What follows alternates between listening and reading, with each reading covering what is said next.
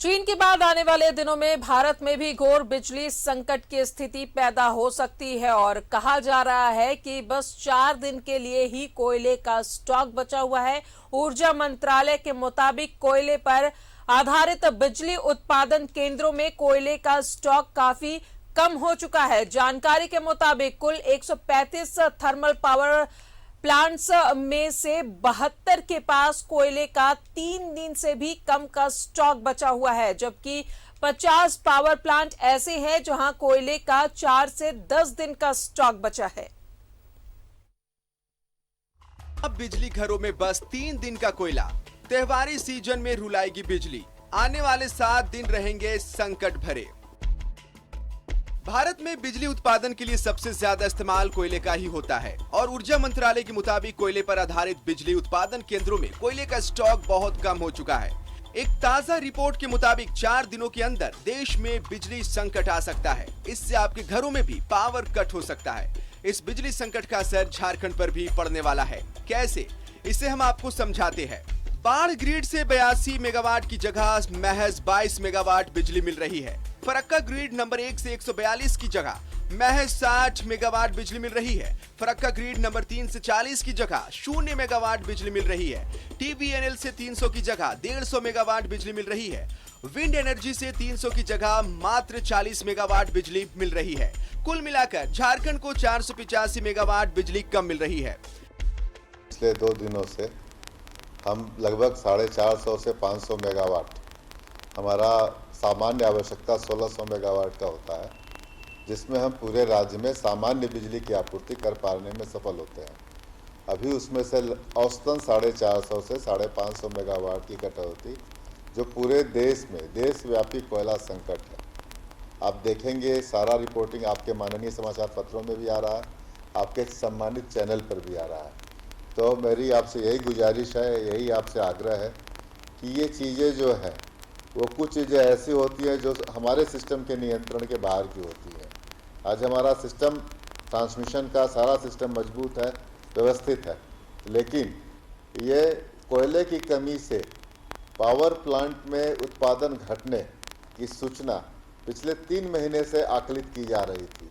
प्रमाण के साथ, दस्तावेजों के साथ दूरदर्शन समाचार पत्रों में पेश किया जा रहा था। अब उसी के आधार पर आज ये मनः स्थिति और आज ये हर आदमी महसूस कर रहा है और हमें चैलेंजेस देखना पड़ रहा है कि हमारे पावर प्लांट में मात्र 3 दिन 2 दिन का कोयला शेष बताया जा रहा है और आने वाला 5-7 दिन भयावह संकट की तरफ हमें ले जा रहा है। अब सवाल यह है कि आखिर इस क्राइसिस की वजह क्या है? आखिर क्यों ये कोयला संकट है?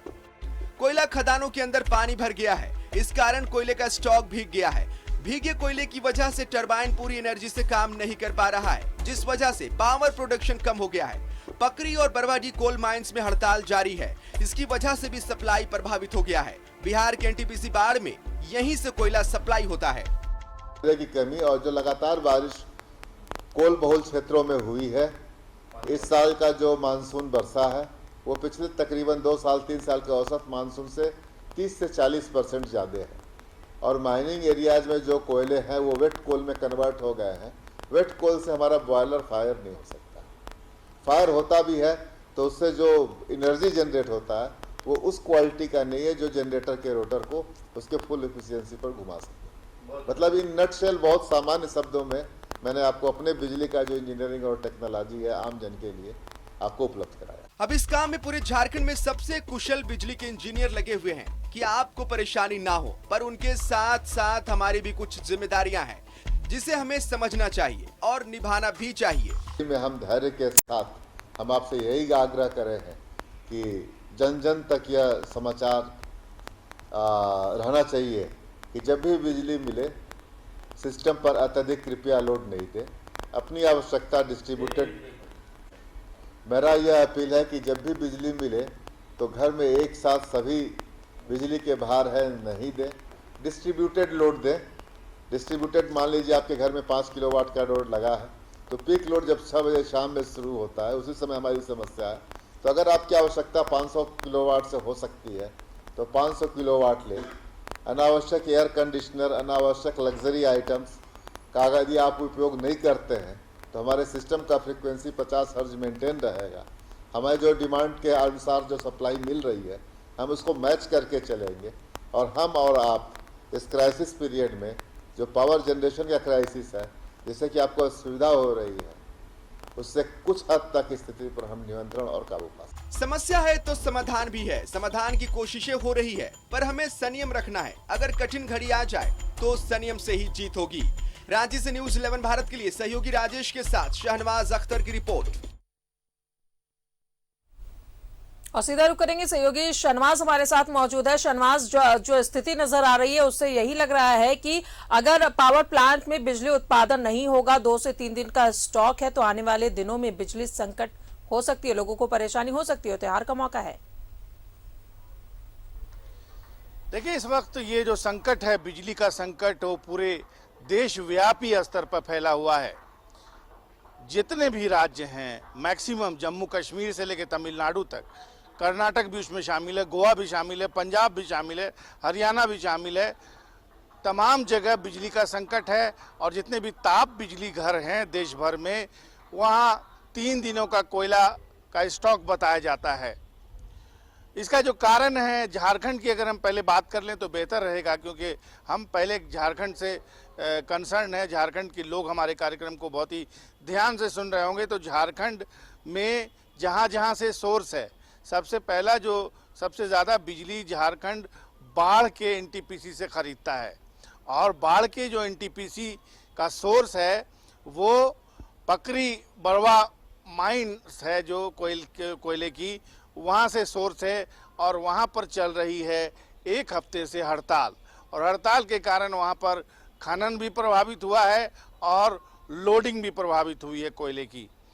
तो जाहिर है, बाढ़ से जहाँ पर हमको 82 मेगावाट बिजली मिला करती थी, आज वो घट करके 20 मेगावाट के आसपास बिजली की सप्लाई हो गई है।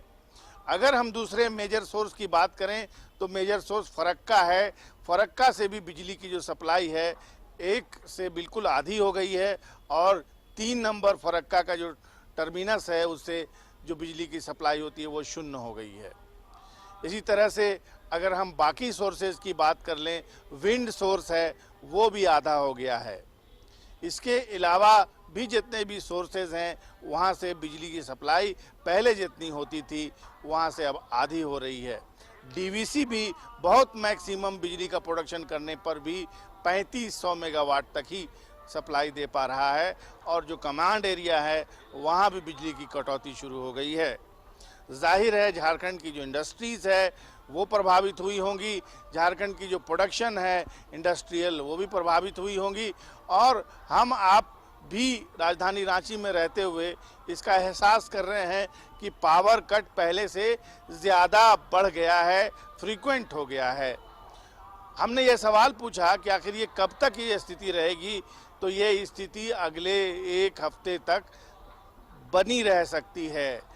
अब रहा सवाल कि इसकी वजह जो बताई जा रही है ऑफिशियली, वो वजह आपको बता दें कि कोयले के खदानों में और जहाँ पर कोयले का स्टोर होता है, लोडिंग पॉइंट्स होते हैं, वहाँ पर कोयला भीग गया है। बहुत बुरी तरह से पोरस होता है कोयला, और उसके अंदर तक पानी जाने से कोयला भीग जाने के बाद उसको अगर आप थर्मल पावर स्टेशन में डालते हैं तो उससे बहुत ज़्यादा प्रोडक्टिविटी और हीट जनरेट नहीं होती है।